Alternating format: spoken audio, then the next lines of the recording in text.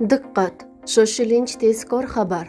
Katta-yu kichik muxlislarni qalbidan birdek joy egallagan taniqli aktyor Dilshodbek Kattabekov haqida afsuski bugun tongda qayg'uli xabarlar e'lon qilindi.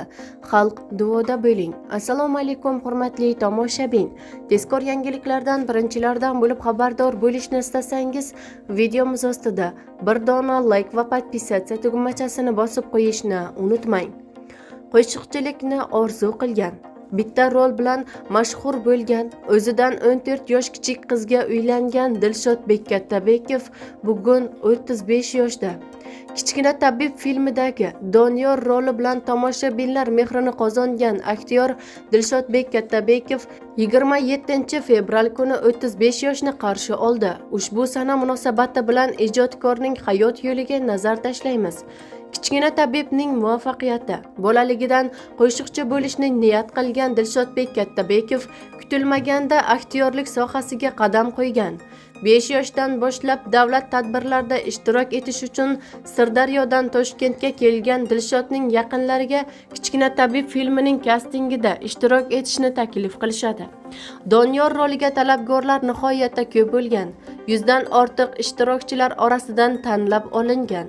Dilshodbek Kattabekov kino olamida dadil qadamlar bilan kirib keldi.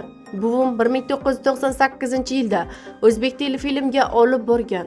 100 ta bola qatnashgan, kasting bo'lgan. Oxirida shu rol menga nasib qilgan. Qarasam, o'zim 1 yil oldin televizorda ko'rgan aktyorlarim bo'lgan. Murod Rajabovni Temir xotinda, Rajab Adashevni Abdullajonda, Karim Mirxadiyevni Charxpalakda ko'rganman. Bundan tashqari Fotima Rajametova, Zikr Muhammadjonov, Munavvar Abdullayeva bor edi. Borsam, aktyorlar ansambli yig'ilgan. Shu ham bir baxt edi. Bu ham o'zimni erkin his qilishimga turtki bo'lgan. Ular menga rolni ijro etishimga yordam bergan. O'sha paytda kinolar lentada olingan. Xato qilishga haqqimiz yo'q edi. Hozirgidek emas edi. Bir kun oldin yaxshilab matnni yodlab, ertasi kuni suratga olish jarayonlariga borib, holatga kirib o'ynalgan. Kichkina tabibning ham bir yutug'i aktyorlar ansamblining jam bo'lganidandir. Jamoa zo'r yig'ilgan edi. Shundan keyin menga Kichkina tabibda chiqqan bola deb ta'rif berishadigan bo'ldi. Kimdir ismimni bilmasa ham Doniyor deb chaqirar edi, deydi Dilshodbek Kattabekov. Kichkina tabib filmida juda qiziqarli voqealar bo'lgan. Birinchisi voqea Murod aka Rajabov meni ko'tarib olib mashinaga otib yuboradigan joylari bor. Rolga shu darajada berilib ketganlarki, ozg'in yengil bo'lgani uchun otib yuborganlar. Bu eshikdan kirib, narigi eshikka borib urilganman. Keyin suratga olish jarayoni tugaganidan keyin qattiq otmadimmi deb so'raganlar. Yana bir qiziqarli voqealardan biri, tepalikka chiqib Allohga iltijo qilayotgan vaqtda itning zanjirini qo'limga 2-3 marta bog'lab olganman. Bu it ham o'rgatilmagan edi. Qishloqdagi bir xonadonning iti bo'lgan. Unga bir hafta davomida go'sht berib, o'zimizga o'rgatib olganmiz. Shu it bilan tepalikda chiqib ketgan vaqtimda suratga olish ishlari boshlangan. Keyin esa zanjirni yechmasimdan oldin it pastga qarab yugurib ketgandi. Oxiri oyog'im qoqilib, tikanaklarga burkanib pastga tushib ketganman. O'sha payt sovuq edi. Keyin rejissyorlar yugurib kelib avtobusga olib kirib, hamma yerimga spirt surtishgan, deydi Dilshodbek Kattabekov. Ilk gonorari qancha bo'lgani haqida so'zlab berdi. Kichkina tabib filmidagi roli uchun aktyor qancha gonorar olgan? Umuman yosh aktyorga haq to'lashganmi? Bu savol ko'pchilikni qiziqtirishi aniq. Kichkina tabib filmidan 1998-yilda 50 ming so'm gonorar olganman. O'sha payt o'zimni olib borishgan. Kichkina edim. O'zbek telefilmda borganman, adashmasam.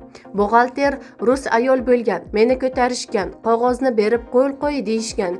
Shu payt qo'limni qog'ozning ustiga qo'ygan ekanman. Keyin ular imzo qo'yishim kerakligini tushuntirishgan. O'sha paytda birinchi filmimdan 50 ming so'm olganman. Farruh Zokirov bilan tasodifiy tanishuv. Dilshodbek Kattabekov yutuqlarda buvisining hissasi katta ekanligini, u ko'plab tadbirlarga olib borganini yaxshi eslaydi. Buvim 30 yildan ortiq O'zbekiston teleradio kompaniyasida boshlovchi bo'lib ishlagan. To 2016-yilgacha insonning xonadonida yashab, maktabga, tadbirlarga, suratga olish jarayonlariga ham o'sha yerdan borib yurganman, deydi Dilshodbek Kattabekov.